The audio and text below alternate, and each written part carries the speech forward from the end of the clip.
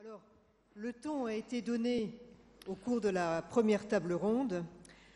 Et ainsi que l'a rappelé Madame l'ambassadrice, la France dispose d'atouts qu'il nous faut valoriser. Elle a cité l'innovation, elle a cité la créativité, elle a cité le crédit impôt recherche. C'est un exemple dont je voudrais parler. C'est pour nous, une entreprise comme la mienne, qui est parmi les 5 premières dans le monde à investir dans la recherche et le développement, toutes disciplines confondues, eh bien c'est un instrument extrêmement utile pour attirer les investissements du groupe sur le territoire français, pour conclure des partenariats avec les pôles d'excellence et académiques français. Ça, je tiens à le souligner. Et donc, je suis, à l'instar de l'ambassadrice, je suis, moi également, ambassadrice de la France auprès de ma maison mère, pour que ma maison mère fasse le choix du territoire France. Et ce rôle, nous, les présidents de filiales en France de sociétés à capital étranger, nous l'avons tous. Nous sommes profondément attachés à la France et à son succès sur la scène internationale. Je partage avec un certain nombre d'entre vous ici un parcours international. Nous avons vécu hors de France de longues années, où nous avons exercé des responsabilités managériales et économiques au service d'entreprises internationales. Nous avons fait le choix de revenir en France, nous avons fait le choix de promouvoir la France. Et si nous sommes présents ici, dans cette enceinte des États de la France, c'est parce que nous conservons, je dirais, une relation quasi charnelle, j'emploie le bon mot, avec notre pays. Et nous aspirons vraiment le faire grandir aussi bien dans le cadre de nos responsabilités en entreprise que dans la parole publique que nous portons aujourd'hui. Donc notre regard sur la France est teinté de nos expériences d'expatriés. Nous sommes en mesure de comparer, de pratiquer un benchmarking, puisque c'est bien là le thème de cette table ronde, donc de pratiquer un benchmarking éclairé, je dirais, des différentes pratiques gouvernementales, des méthodes de redressement et de sortie de crise, des principes de transformation, des politiques d'attractivité et de marketing territorial. Les exemples sont nombreux, du miracle polonais au rétablissement de l'homme malade de l'Europe, en passant par les transformations du modèle suédois. Les muses opérées au sein de l'espace européen, dans des pays aux cultures et modèles variés, sont légion et nous démontrent qu'il est possible de changer, de réformer, de se renouveler. Et nous le devons si nous voulons rester compétitifs. Pour moi, la compétitivité va de pair avec l'attractivité. Elle est en quelque sorte son pendant dans la course vers la réussite. Et qu'est-ce que ça veut dire à l'échelle d'un pays d'être compétitif ? Eh bien, c'est pouvoir se développer durablement par rapport aux autres pays qui ont des activités économiques comparables. C'est ça la compétitivité. Maintenant, le Conseil européen de Lisbonne, je ne sais pas si vous vous souvenez, c'était dans les années 2000, on avait donné la définition suivante. Il avait dit la compétitivité d'un pays est sa capacité à améliorer durablement le niveau de vie de ses habitants et à leur procurer un haut niveau d'emploi et de cohésion sociale. Maintenant, si on regarde la définition de la compétitivité au plan microéconomique, eh bien, elle est bien connue d'entre nous tous ici parce que c'est celle de nos entreprises. Dans nos entreprises, tous les jours, nous nous battons pour nous distinguer par notre capacité à innover, par la qualité de nos services, par la qualité de nos produits. Et pour gagner des parts de marché, nous savons qu'il faut faire mieux et être plus rapide que les autres. Donc il faut certes que la France sache se transformer, se réinventer, mais ce n'est pas suffisant. Et ça a été dit ce matin, encore faut-il le faire au même rythme, voire plus vite que les autres pays. Il faut être rapide, donc, mais il faut également être audacieux et savoir se vendre. Et je dirais même mieux, il ne faut pas avoir peur d'en rajouter. Alors, où en sommes-nous ? Sommes-nous toujours dans la course ou avons-nous été distancés par nos voisins européens ? En tout cas, il est urgent pour nous de nous inspirer de ce qui est fait au-delà de nos frontières. Faisons nôtres les bonnes idées, capitalisons sur les expériences accumulées de chacun d'entre nous pour progresser, parce qu'en matière d'attractivité, en matière de compétitivité, notre pays conserve des marges d'amélioration substantielles sur ces trois invariants que sont la rapidité, l'audace et l'image. Et c'est de cela dont nous allons parler maintenant, à notre table ronde. Mais avant cela, j'aimerais demander à Marc Lermite d'Ernst & Young de monter nous rejoindre. Marc va nous dresser le portrait des différents marchés et nous donner quelques chiffres clés qui vont étayer notre débat. Merci Marc. Merci Corinne, merci, bonjour à tous et merci de votre accueil, charnel également.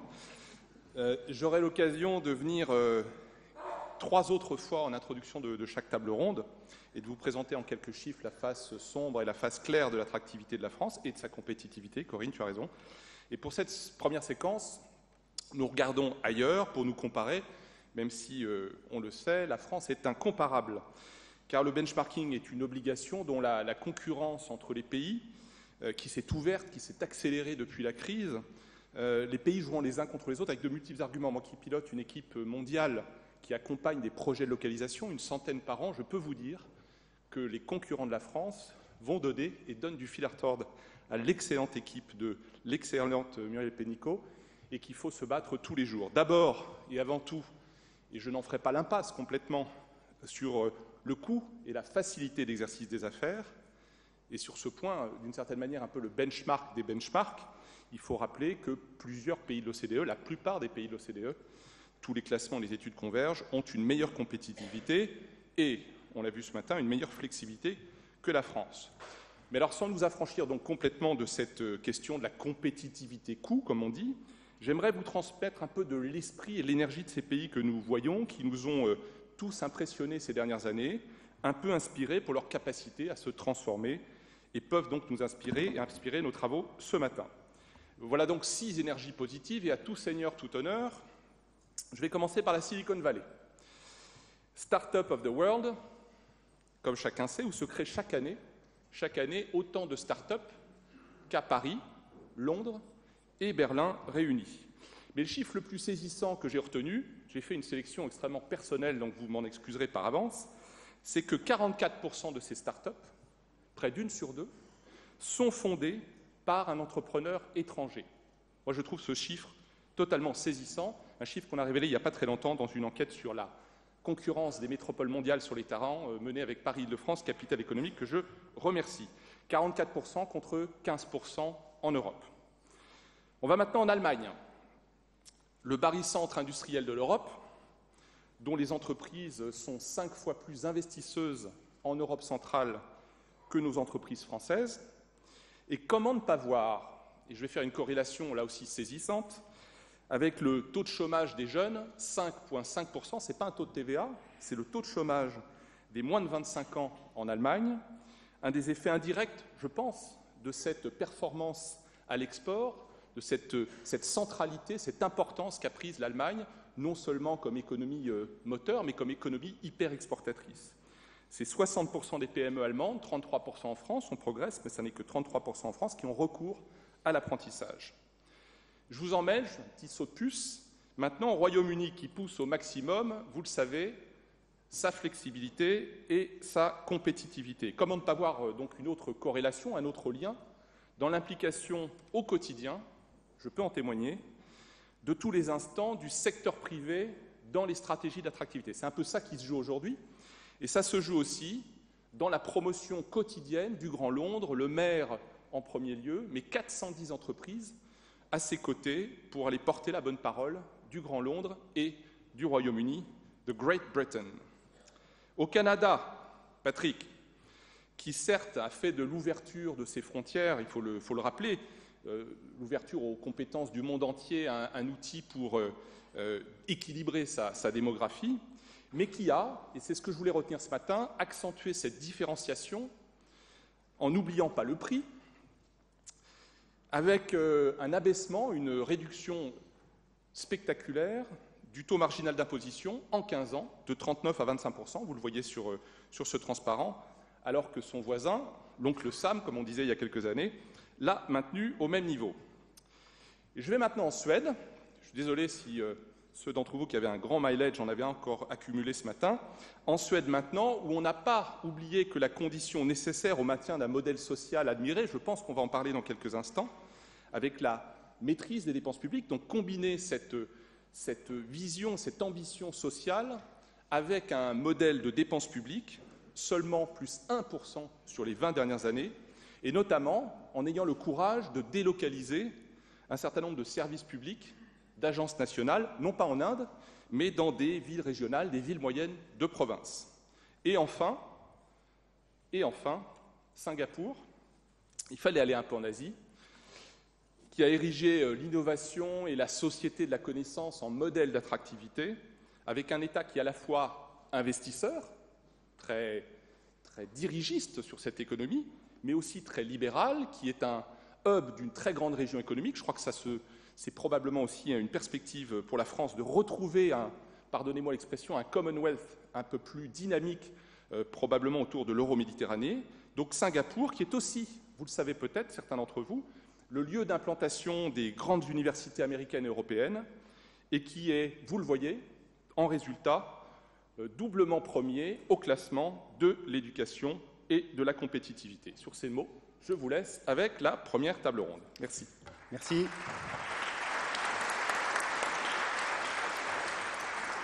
Merci infiniment à Marc Lermite. Bonjour à toutes et bonjour à tous. Je suis ravi de vous retrouver pour cette deuxième table ronde qui est extrêmement intéressante. Je vais demander tout de suite à nos chefs d'entreprise et de nous rejoindre sur cette table ronde qui, après la première va être consacrée au benchmark des bonnes pratiques internationales en matière d'attractivité. On l'a vu et vous l'avez entendu tout à l'heure à travers le sondage Ipsos, 77% d'entre vous estiment que la France n'est pas attractive. Et ben, l'idée, on va essayer d'aller chercher quelques exemples très concrets à l'international et de voir de quelle manière on pourrait s'en inspirer. Alors pour cela, trois patrons très internationaux à mes côtés. Je pense qu'ils vont me rejoindre. Monsieur Bob Gogel, il est par là. Bob, il va me rejoindre, qui est le PDG d'Integreon. Bob, c'est un Américain à Paris. Bob, américain depuis toujours, français depuis 2003. Vous verrez, il a une vision de la France, c'est un pays qu'il aime et qu'il a complètement, comment dirais-je, Bob, qui vous a adopté. Hein, c'est bien ça. Jacques Cuers, qui est donc à ma gauche, qui est corporate vice-président chez Xerox. Et donc, vous, votre job, c'est de saisir les opportunités sur les marchés émergents à travers le monde. Donc, on parlera avec vous tout à l'heure d'audace. Avec Bob, on parlera de l'image de la France, évidemment. Et puis Guillaume Alvarez, à ma droite, face à vous, à votre gauche, vice-président chez Steelcase, en charge des marchés Europe, Moyen-Orient et Afrique. Steelcase, c'est une entreprise qui a su s'adapter, qui a su évoluer sur un marché, parce que vous, au départ, vous vendiez du matériel de bureau, hein, et c'est un marché qui a évolué très vite et énormément.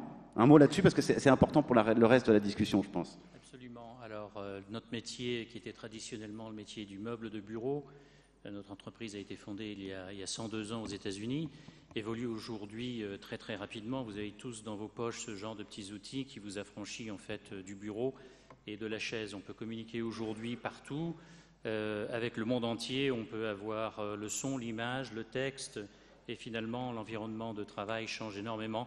Donc notre entreprise a été obligée de se réinventer très rapidement ces dernières années. Alors vous êtes né au Pakistan, vous avez vécu dans 11 pays à travers le monde. Vous êtes à la fois diplômé de marketing et de sociologie, c'est ce qui fait toute la richesse de votre personnage. On va parler de rapidité avec vous, parce qu'on l'a vu également tout à l'heure dans le sondage Ipsos, 93% des chefs d'entreprise estiment que finalement tout cela ne va pas assez vite. Alors aller vite, aujourd'hui, ça veut dire quoi ?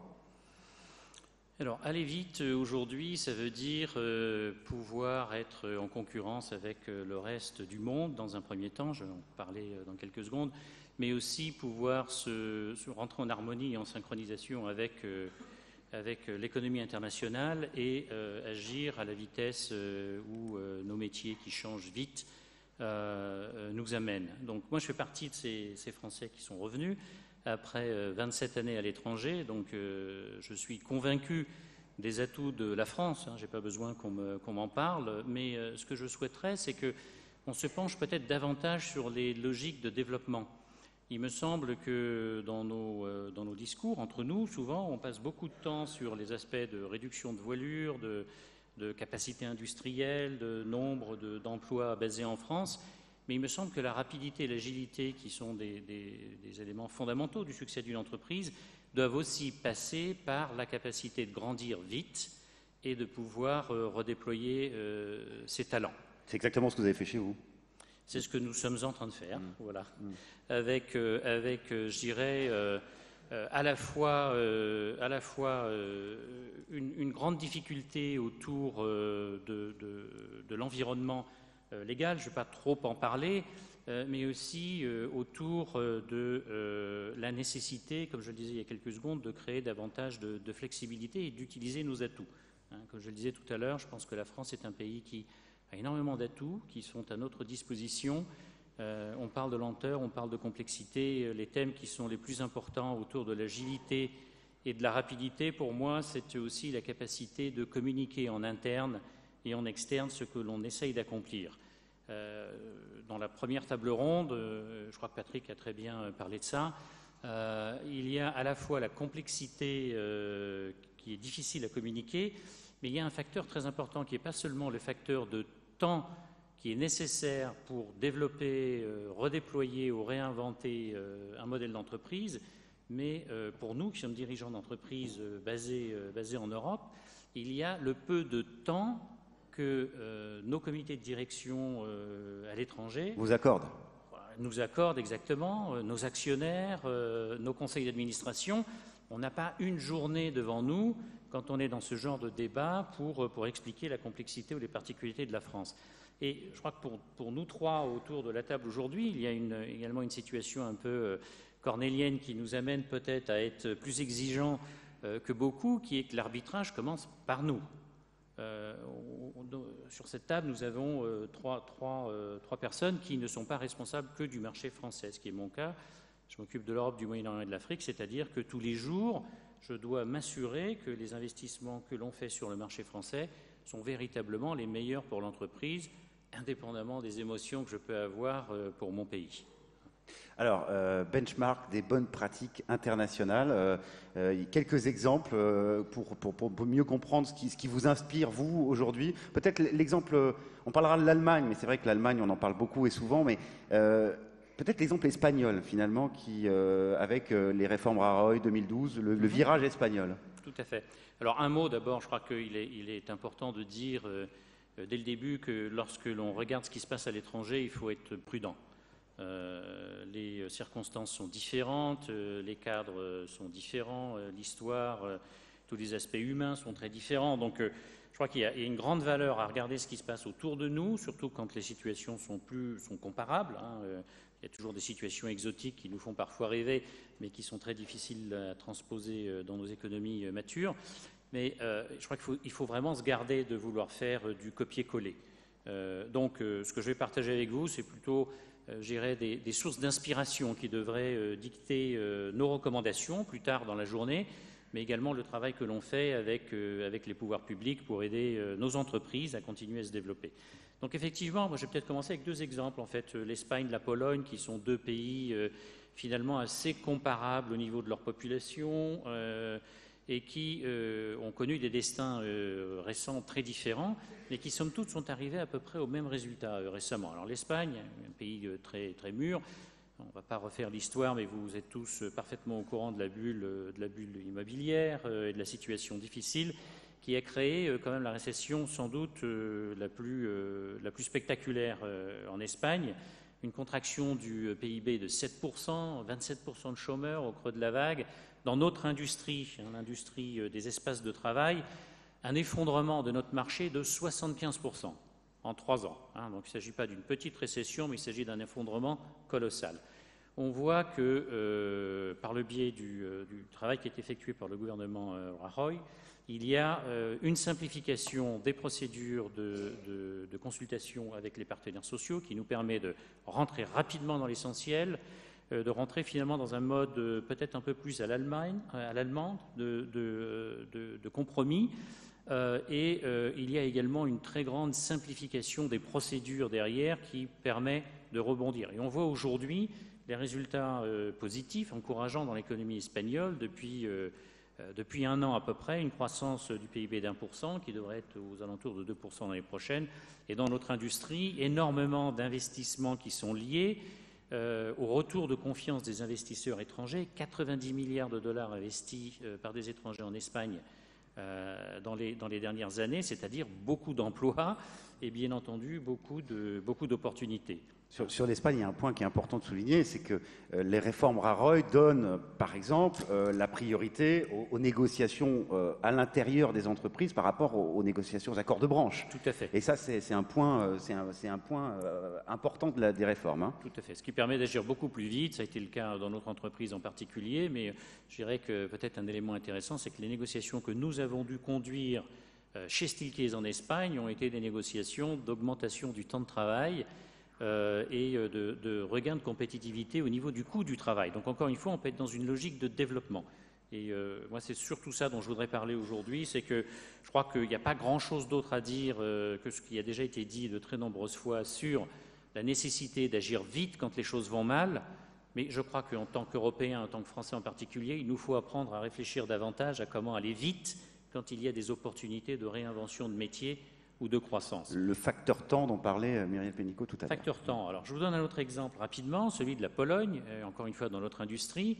Il y a 20 ans, une petite entreprise se crée en Pologne avec un capital de départ de 20 000 dollars US. Aujourd'hui, c'est le 3e fabricant européen dans notre industrie. Donc une réussite spectaculaire qui n'est pas liée qu'à des coûts de production compétitifs, qui n'est pas que liée non plus à l'accrochage de la Pologne avec le marché allemand, mais qui est lié surtout à un très grand dynamisme. Il y a une capacité d'agir très rapidement. Je vais vous donner un exemple comparatif entre la situation sur le marché du travail polonais et français pour cette entreprise. 2008, dernier grand événement négatif dans l'économie mondiale. Donc cette entreprise a eu besoin de licencier 800 personnes en Pologne. Le processus a pris à peu près 3 semaines. Aujourd'hui, tous ces employés ont été réintégrés, depuis longtemps d'ailleurs déjà, depuis à peu près 2 ans, et la force de travail a continué à grandir. Dans le même temps, leur filiale française avait besoin de se séparer de petites dizaines de collaborateurs, à peu près une vingtaine de collaborateurs. Le processus a pris 1 an. Aucun de ces collaborateurs n'ont été remplacés aujourd'hui et l'emploi de cette entreprise en France est resté au même niveau qu'à son plus bas niveau en 2009. Donc je crois qu'il est vraiment important pour nous de penser encore une fois au rebond. C'est une des questions qu'on peut se poser, c'est sommes-nous prêts, par le biais des réformes que nous recommandons, de voir les choses s'aggraver un peu avant qu'elles s'améliorent. L'Allemagne ? L'Allemagne, je pense que c'est une illustration de ce point. Donc les lois Hartz, que tout le monde connaît, 2003, 2005, en particulier la loi numéro 4, qui permet des négociations plus rapides, très claires, très stables, l'Interessenausgleich que tout le monde connaît, mais également la capacité de transférer des jobs, de transférer des activités. Et durée d'indemnisation du chômage réduite aussi, importante. Absolument, de 32 mois à 12 mois, mais également, comme je le disais, la possibilité de transférer, y compris géographiquement, avec des cadres comme le Kurzarbeitergeld qui permet de réagir très rapidement et de continuer à préserver et créer des emplois. Et on a vu l'effet sur l'Allemagne. 1 an après les réformes Hartz, les choses semblaient plutôt pires. Très, très intéressant de relire, ce que je me suis permis de faire avant l'exercice d'aujourd'hui, de relire les articles dans la presse, en particulier française, 1 an après le début des réformes Hartz, et de voir ce que l'on peut lire aujourd'hui. J'aimerais faire réagir Bob Gogol à cette notion de rapidité, d'agilité. La question rapidité, je vois plutôt, comme je voyage beaucoup en Chine et en Inde, On parle de rapidité, on dit demain matin, on va le faire. Et chaque fois que je reviens ici, on me dit dans les prochaines. Et ce décalage dans le temps se manifeste dans tous les domaines d'activité, que ce soit dans l'éducation, dans le monde social. Dès que les Asiatiques en général décident de faire quelque chose, c'est très rapide. Jacques, sur cette notion de rapidité, votre avis avant de passer à l'autre thème, parce que le temps passe vite. Mais sur la rapidité, ça a été dit depuis ce matin, je ne vais pas répéter ce qui a été dit depuis ce matin, le sentiment d'urgence n'est juste pas là. Bon, ben voilà, ça a le mérite d'être synthétique et rapide. Bravo, ouais, on peut vous applaudir. Alors, l'audace avec vous, nécessaire, indispensable, évidemment, pour redonner cette attractivité à la France. Hein. Oui, le thème de notre table ronde, c'est ce que le monde nous apprend. Alors, je crois que Corinne l'a très très bien résumé. Ce que le monde nous apprend, c'est simplement, c'est possible. Effectivement, on connaît les meilleures pratiques. On les connaît depuis très très longtemps. Et on fait des benchmarking sur tous les sujets en matière économique, en matière sociale. Dans le monde de l'entreprise, on pratique ça entre filiales, on pratique ça entre concurrents. Donc, on les connaît, les meilleures pratiques. Mais je vais juste prendre un tout petit peu le contre-pied de cette table ronde en disant que je me méfie aussi des meilleures pratiques. Un peu comme disait Guillaume. Exactement. Parce qu'en fait, on passe sa vie à identifier les meilleures pratiques. Quand je dis qu'on passe sa vie, j'exagère un tout petit peu. On passe la moitié de sa vie à identifier les meilleures pratiques et l'autre moitié de sa vie à dire « Ah non, pas ça, pas ici, pas comme ça, pas maintenant ». Donc, avec un tout petit peu d'expérience, je suis très prudent sur cette notion de pousser les meilleures pratiques et demander à ce qu'elles soient appliquées de façon un petit peu aveugle. Alors, en fait, plutôt que de comprendre ce qui a été fait, combien ça a rapporté, quelle a été l'évolution, j'essaie plutôt de porter l'attention sur mais qu'est-ce qui a fait que cela arrive? Comment cela a été fait? Et quand vous regardez dans le monde de l'entreprise ou dans le monde de la sphère publique, à chaque fois, derrière une meilleure pratique, il y a toujours un leader ou un duo de leaders, il y a toujours de l'audace, une remise en cause structurelle, fondamentale de la façon de travailler, et troisième dimension, il y a une dimension de durée. Non pas durée dans le sens, ça prend du temps, durée dans le sens, il faut de la constance dans l'effort. Alors en fait, un leader, c'est quoi? C'est regarder les faits et accepter les causes. Ensuite, c'est dire la vérité, dessiner une vision et tracer la voie du changement. Ensuite, gérer toutes les critiques possibles et imaginables et ensuite faire les choses, quelles qu'en soient les conséquences. Alors, à chaque fois, il y a un leader, mais à chaque fois, la solution est différente. C'est pour ça que je suis très prudent sur les meilleures pratiques. Il faut trouver notre solution, qui n'est pas celle de l'autre. Mais par contre, ce que l'on apprend, c'est que c'est possible. Alors, je vais utiliser 2 pays. On pourrait en citer plein d'autres. Il y en a plein d'autres. J'en cite 2, et j'ai essayé, on dit plus haut, plus fort, plus vite.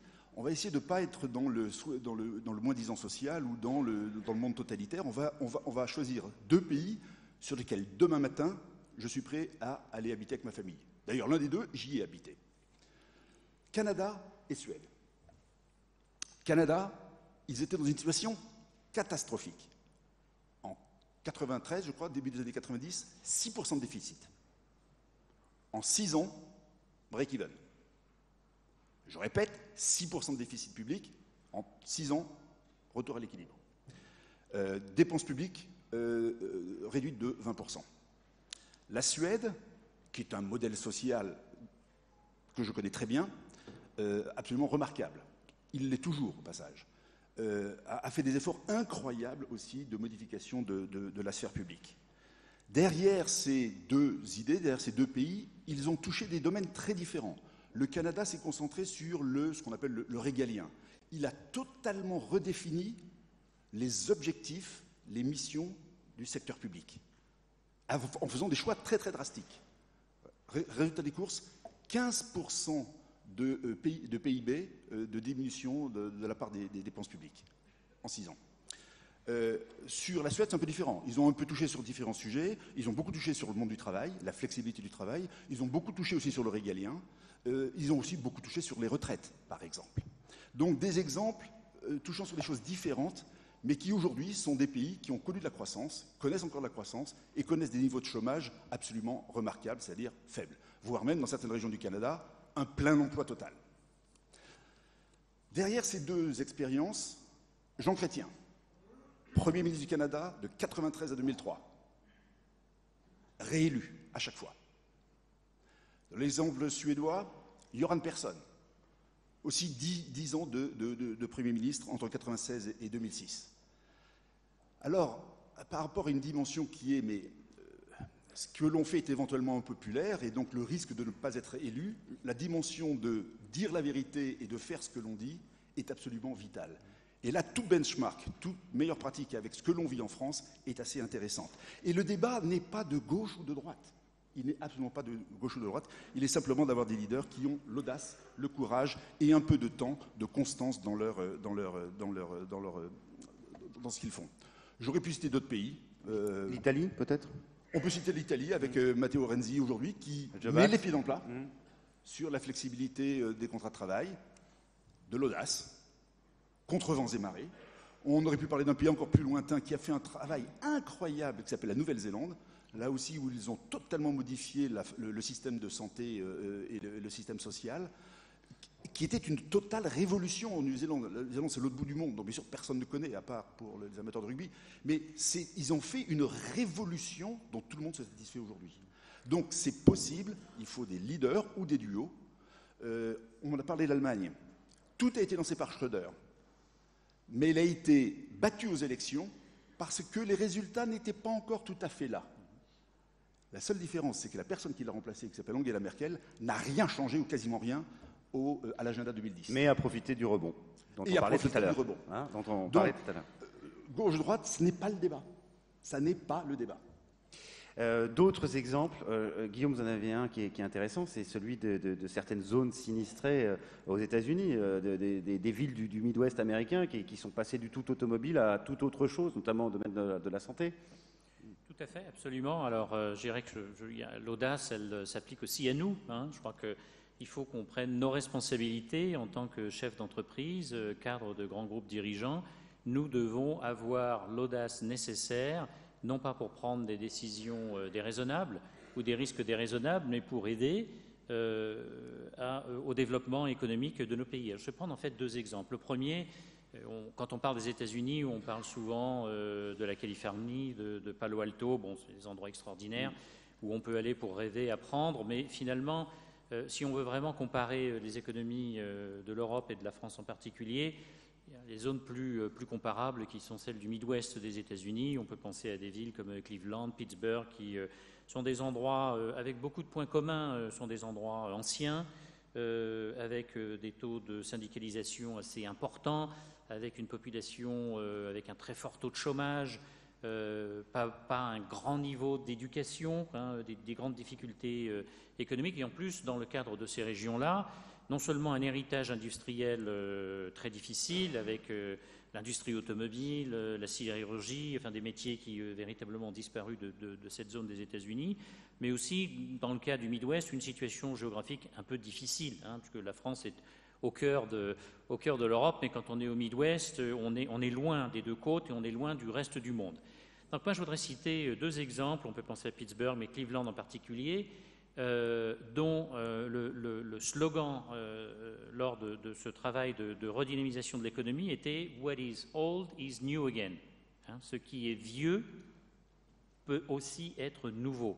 Par le biais de partenariats entre les entreprises privées, les écoles, les universités, les grands laboratoires pharmaceutiques, les métiers de la santé publique et privée, on voit aujourd'hui une renaissance très forte avec plus de 2 milliards de dollars d'investissement ces dernières années, la création de près de 10 500 emplois autour de la santé et des métiers de la santé, avec des réussites spectaculaires qui ont construit sur l'héritage de la ville aussi. Tout le monde connaît Cleveland Clinic.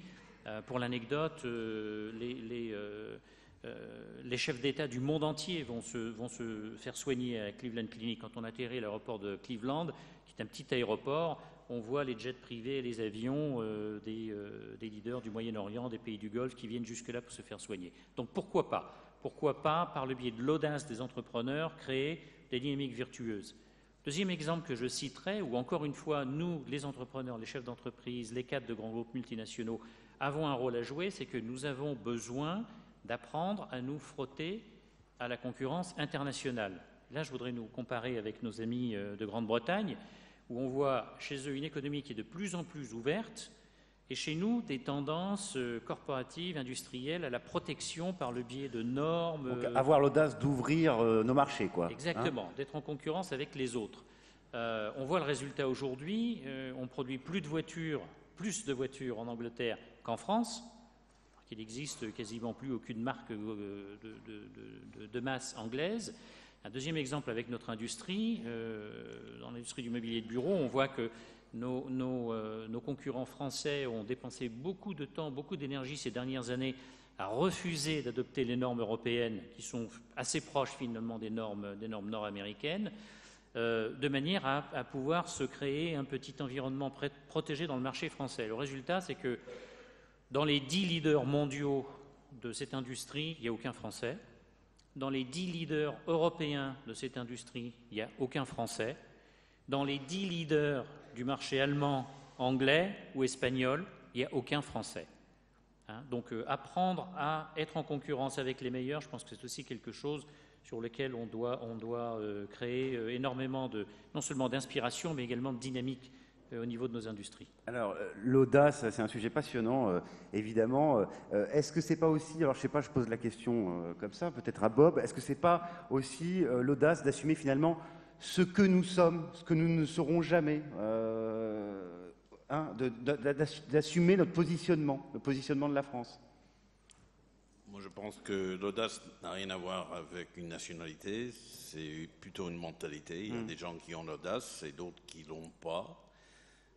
Je pense que le défi aujourd'hui, c'est pas l'audacité que nous, à cette estrade, peut démontrer, c'est plutôt laisser aux jeunes talents, que ce soit en France ou dans les autres pays, montrer leurs capacités et pas leur dire, il faut faire X, Y et Z, laisser partir. Je pense que c'est une raison pour laquelle Silicon Valley a bien marché, c'est parce qu'on a dit aux jeunes, allez-y, on vous laisse faire. Et c'est pas le pouvoir des vieux comme nous, des vieux comme moi. C'est vraiment donner aux jeunes la capacité d'être leaders eux-mêmes. Et c'est ça qui fait la différence. Et ça, c'est pas lié uniquement aux États-Unis ou dans d'autres pays qui poussent l'entrepreneuriat. C'est simplement une question de mentalité des hommes d'affaires, des femmes d'affaires. Donc pour moi, l'audacité, en premier lieu, c'est laisser les jeunes faire ce qu'ils veulent. Je voudrais juste, Jacques, revenir avec vous sur un point à propos de la Suède, dont on n'a pas parlé tout à l'heure. Vous avez très bien dit au début de ce thème de l'audace, vous avez dit, bah oui, les bonnes pratiques c'est bien, mais on ne peut pas forcément s'en inspirer. On n'a pas parlé du modèle syndical suédois qui est fondamentalement différent de celui de la France. Je reviens dessus parce qu'on n'en a pas parlé, ça n'a absolument rien à voir. Vous qui connaissez extrêmement bien la Suède en plus.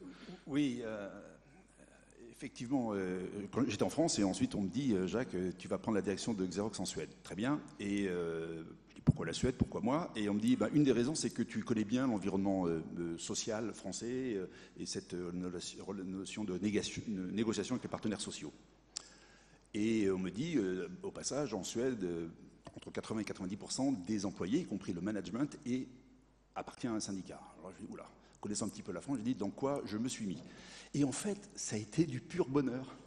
Ça a été du pur bonheur, c'est-à-dire que la relation sociale avec les partenaires sociaux est vraiment un dialogue de construction. Donc, ce qui était pour moi une très grosse inquiétude, c'est révélé être un vrai bonheur, parce qu'ils sont impliqués dans beaucoup de décisions de management. Vous discutez les augmentations salariales par individu avec eux, par exemple. Donc, bien sûr, dès que vous faites des restructurations, ils sont bien sûr très, très impliqués, mais ils sont là en tant que vrais représentants du personnel, en tant que vraiment prenant en compte les challenges de l'entreprise et étant là pour, en tant que partenaire social, vous accompagner dans ce changement. Donc c'est vraiment, pour moi, ça a été un apprentissage absolument extraordinaire. Et un des défauts de la France, c'est clairement cette sous-représentation syndicale qui est absolument dramatique parce qu'ils ne sont perçus comme légitimes par personne, en fait. Alors, l'image de la France, on en a parlé également de ce matin avec la personne d'Ipsos et à propos du sondage, 80% des sondés, donc d'entre vous, parlaient d'images pas positives, en tout cas de ressentis pas positifs. Bob, vous passez votre vie dans les avions. Je le sais parce que j'ai eu tellement de mal à vous joindre au téléphone pour préparer cette table ronde. Vous passez votre vie à voyager et à voyager pour votre job chez Integreon. Alors, je sais que c'est une notion extrêmement subjective, mais quelle est l'image qu'a la France, selon vous, aujourd'hui? Alors là, c'est vraiment votre témoignage qui nous intéresse. Mais comment vous sentez ça, qui voyagez énormément? Parmi tous mes clients au niveau international et ailleurs, l'image de la France n'a pas, depuis les 30 ans presque que je vis ici en France, n'a pas changé. C'est la France, c'est la bouffe, c'est la Tour Eiffel, c'est un peu de luxe, point barre. Au niveau des clients qui sont des investisseurs, moi je travaille beaucoup avec private equity, l'image c'est compliqué, on leur montre par exemple tous les deals que les banques françaises ne veulent pas, donc l'image n'est pas bonne. Ceci dit, la plupart de ces messages sont passés, pas par les étrangers, mais par les Français eux-mêmes. C'est ça ce que je trouve très difficile. Le French bashing, ça vient surtout d'abord des Français. Et c'est vite, et les étrangers disent, si c'est les Français qui le disent, ça doit être vrai. Et donc, et les médias, après, ils reprennent ça. Tous les dimanches matins, avec Denis, on prend nos petits déjeuners à 8h à Rue Claire. Et moi, je viens de mes voyages, je raconte à Denis ce que j'ai vécu pendant la semaine en Inde, en Chine. Et c'est toujours la même chose. Comment améliorer l'image de la France? Et il me dit, mais pourquoi? Je dis, mais parce que tous les Français qui sont à l'étranger parlent toujours que c'est compliqué et tout ça. Peut-être c'est pour ça qu'ils sont à l'étranger. Ils font énormément de French bashing, hein, ça c'est vrai. C'est des French bashing. C'est eux-mêmes qui font le French bashing. J'étais à Hong Kong il n'y a pas longtemps et effectivement la communauté française qui est très présente à Hong Kong est vraiment pas sympa avec la France, on peut le dire comme ça. Mais pourquoi ça? C'est une question de culture selon vous? Ça a toujours été comme ça? C'est de pire en pire? Comment vous le sentez? Quand je suis arrivé en France, on m'a dit toujours je suis trop positive. Trop américain. Trop américain. Moi, ça fait maintenant presque 30 ans, comme j'avais dit tout à l'heure. Je sens plutôt, quand je suis arrivé, j'étais Bob Gogel. 15 ans plus tard, je voulais devenir Google, mais je ne pouvais pas. Donc, je suis devenu Bob Gogel, très francisé. Je suis comme Jefferson qui avait dit « Every man has two countries, his own and la France ».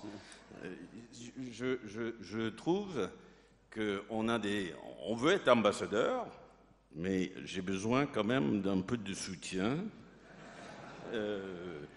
Et quand on invite des clients ou des partenaires en France, par exemple, ils ont une image un peu romantique de la France. On arrive, comme vous tous, à Roissy à 7h du matin. Vous êtes reçus très gentiment avec 700 personnes aux douanes. Les 3 machines paraphes sont en panne. Le jeune stagiaire pauvre qui reçoit les 600 passagers, il n'est pas très content. Après, on a dur avec Roissy qui s'est amélioré, je trouve, de ces dernières années. On a 2 heures d'attente parce qu'il y a une grève. Par exemple, hier, de taxi. Et donc, l'image passe par ces petits actes. Et donc, on parle beaucoup de changer le logo de la marque française. Je trouve ça très bizarre qu'on parle de marque, comme si c'est le logo qui fait la différence. Tout le monde ici qui travaille dans le monde marketing, on connaît que la seule façon de passer le message marque, c'est qu'il y a une cohérence entre la vérité et les faits et l'image. Et je trouve que c'est simplement de faire de la publicité, que la France est un bel pays, tout ça, ça sert à rien si on n'a pas des actes derrière, concrets. C'est ce que disait tout à l'heure Monsieur Desbiens, qui était qui était ici et qui disait en gros, c'est bien de faire de la com, mais derrière il faut qu'il y ait des actes, quoi. Hein. Jacques. Oui, absolument. J'ai d'ailleurs un peu parlé avec Patrick, qui est canadien, de l'expérience du Canada.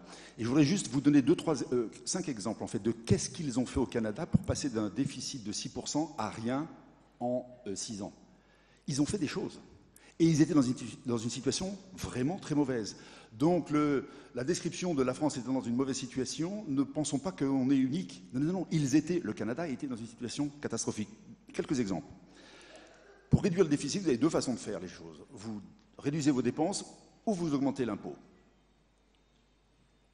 Vous me suivez pour l'instant? Vous savez ce qu'on fait en France. Au Canada, l'engagement était le suivant. Pour $1 d'augmentation d'impôt, parce qu'il fallait passer par des augmentations d'impôt, il y avait un engagement de $7 de réduction des dépenses publiques. Ratio 1 à 7. Ce qui a permis de faire des choses, comme je l'ai dit tout à l'heure, de réduire de 20% les dépenses publiques en 6 ans. Vous donnez quelques exemples. Ils ont fermé des ministères. Ils ont redéfini le monde régalien. Ils ont réduit de 60% les subventions données à des industries qui étaient en perte et dont on savait qu'elles ne pouvaient pas être relevées. On est donc très très loin du système à la Florange. Ils ont diminué le nombre de fonctionnaires de 15% en 6 ans. Donc ces quelques exemples-là, il y en a plein d'autres. On est très très loin de est-ce qu'on est à 5, 6, 7, 8 ou 10 week-ends travaillés. On est très très loin de dire pas de réforme du système de retraite. Tous les pays dans lesquels il fait bon vivre, qui ont de bons taux de chômage, enfin d'emploi en l'occurrence, et des bons taux de croissance, ils ont tous des âges de départ à la retraite aux alentours de 60. Alors il y a un peu de flexibilité, mais aux alentours de 65 ans. Donc c'est une blague, on n'est pas sur les bons sujets. Ça va dans la bonne direction, mais on ne touche pas ce qui est difficile de toucher. Donc ce que je veux dire par là, c'est que le Canada l'a fait, je peux parler de Nouvelle-Zélande, j'en ai parlé tout à l'heure, la Suède l'a fait, c'est possible, il faut aller dans le dur. 2 petites choses, Bob, je reviens avec vous. Muriel Pénicaud, tout à l'heure, disait plusieurs choses très très intéressantes. Elle parlait du décalage important entre la réalité et la perception de la France. Je voudrais vous faire réagir là-dessus. Et la deuxième chose qui est complémentaire est liée à la perception de la France en fonction des endroits dans le monde. C'est-à-dire qu'elle disait en gros, aux États-Unis, en Allemagne, c'est une catastrophe. En revanche, c'est beaucoup mieux en Corée du Sud ou chez d'autres émergents asiatiques, en Malaisie par exemple. Sur ces points-là, je voudrais vous faire réagir. Oui, 2 choses. D'abord, pour la question de décalage d'image, le décalage est dû au fait que la presse a une façon de communiquer. C'est à cause des journalistes un peu, écrite. Deuxièmement, il y a un décalage entre la com des entreprises et la com du gouvernement, donc il n'y a pas une cohérence entre les deux. Donc les entreprises communiquent bien, en général, ils ont des agences de pub professionnelles, et après l'État, il souhaite communiquer plutôt des messages politiques et pas des messages comment peut-on améliorer la compétitivité en venant en France et tout ça. Il y a un trop décalage. Au niveau de différentes régions, je pense que ce qu'on voit dans la presse surtout, c'est l'image de la France est géniale, surtout pour le luxe, qui est vrai. Est-ce que vous le sentez comme ça concrètement, vous qui êtes souvent en Asie par exemple? Est-ce que vous sentez que en Malaisie ou en Corée du Sud, à Séoul, on a une meilleure image qu'aux États-Unis par exemple, de la France? Non, mais bon. C'est pas lié au pays, c'est lié aux produits. Donc les produits luxe, que ce soit en France, c'est très bien. Tandis que l'image, quand j'étais chez Siemens, on a bénéficié de l'image de l'Allemagne aussi, et dans l'autre sens. Donc chaque fois qu'on venait, on avait bénéficié de l'image qu'on était un pays très orienté détail, professionnel, ingénieur. Mais aussi Siemens avait aussi cette image, et donc il y avait un croisement. Je ne sens pas en France qu'il y a ce croisement entre les produits et le pays. Ouais. Comment on pourrait mieux communiquer? Alors, avec toutes les réserves qu'on a émises jusqu'à maintenant sur la communication et sur le rapport entre la communication et les actes, comment on pourrait mieux communiquer sur les actes français? Ce que Jacques vient de dire, il faut d'abord avoir des actes et après la com. Si on fait la com avant les actes, ça va être rigolo pour tout le monde. La com, l'opération Great Britain, la com anglaise, c'est de la com, ça. C'est de la com. Mais sur des actes.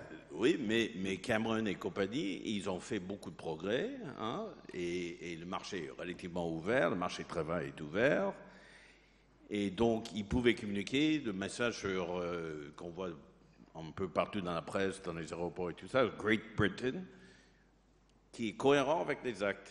S'ils ont fait cette com et il n'y avait pas de l'action derrière, c'est un peu comme venez visiter la France. Au niveau de tourisme, c'est parfait, mais le tourisme... Mais là, on parle d'attractivité, de business, ouais. Comment on communique mieux? Je vous pose la question à tous les deux, Guillaume, Jacques. Je vais répéter la même chose. Je pense qu'on communiquera mieux quand on aura des actes en adéquation avec ce que l'on essaye de dire. Et à mon avis, un des principes fondateurs de notre communication devrait être d'être tangible et surtout de se focaliser sur notre cible. Comment pense l'audience que l'on essaye d'atteindre?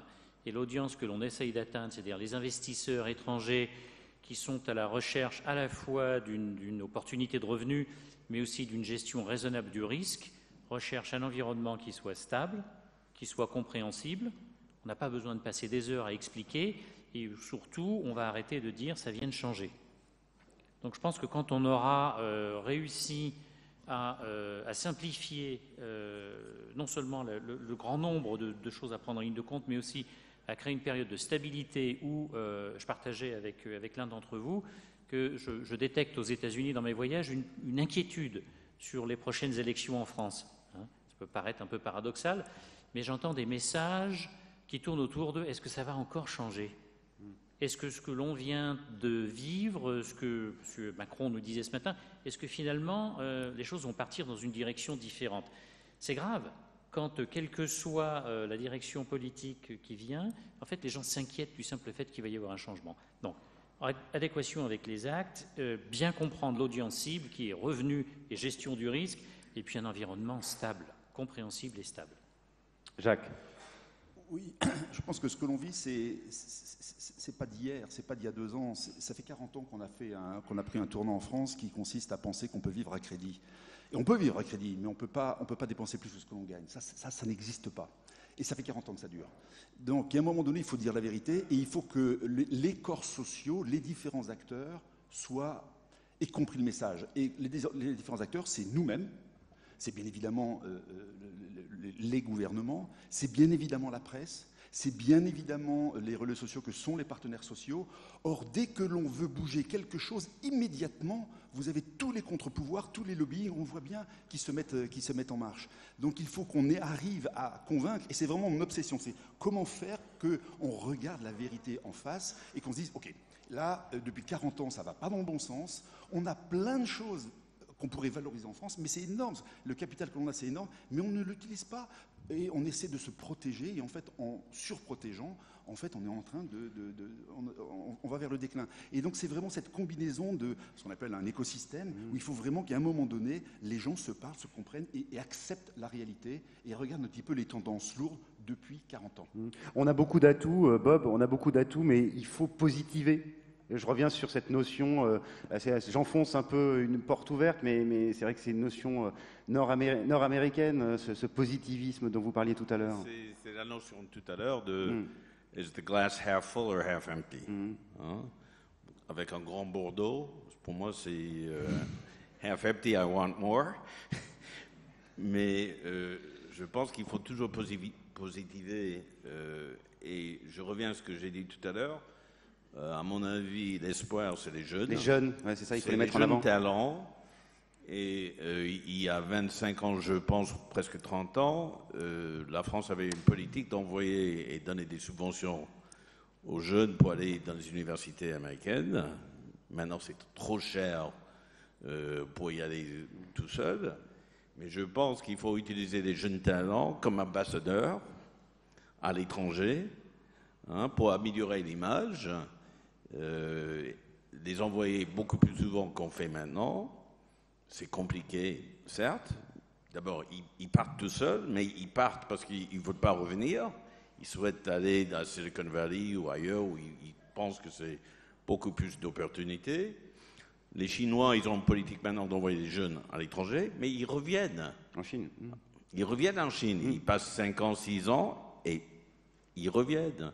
Nous, on doit trouver une politique pour envoyer les jeunes et les pour faire revenir.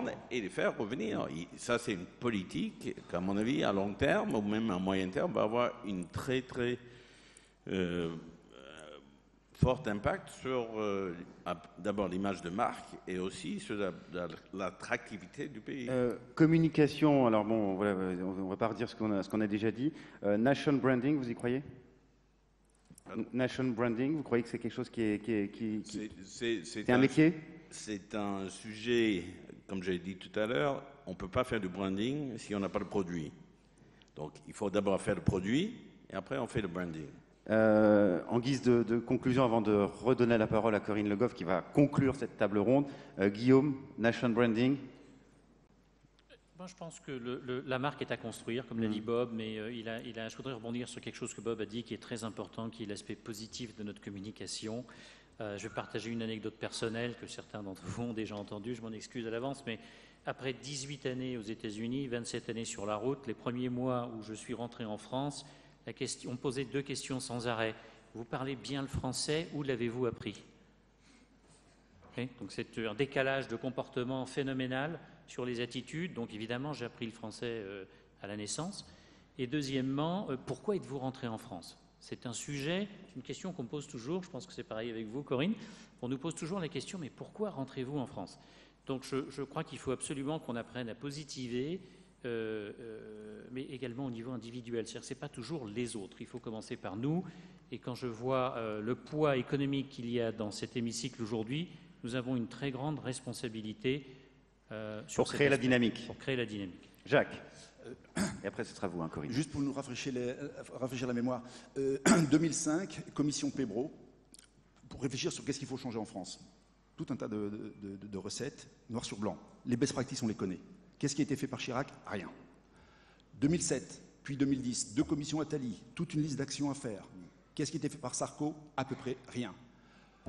Hollande vient, les 2 premières années fait du contresens, et maintenant va dans le bon sens. Mais grosso modo, l'idée c'est, on est réputé, et je reviens sur l'histoire de Brand, on est le pays des lumières. Il faut juste les rallumer, les lumières.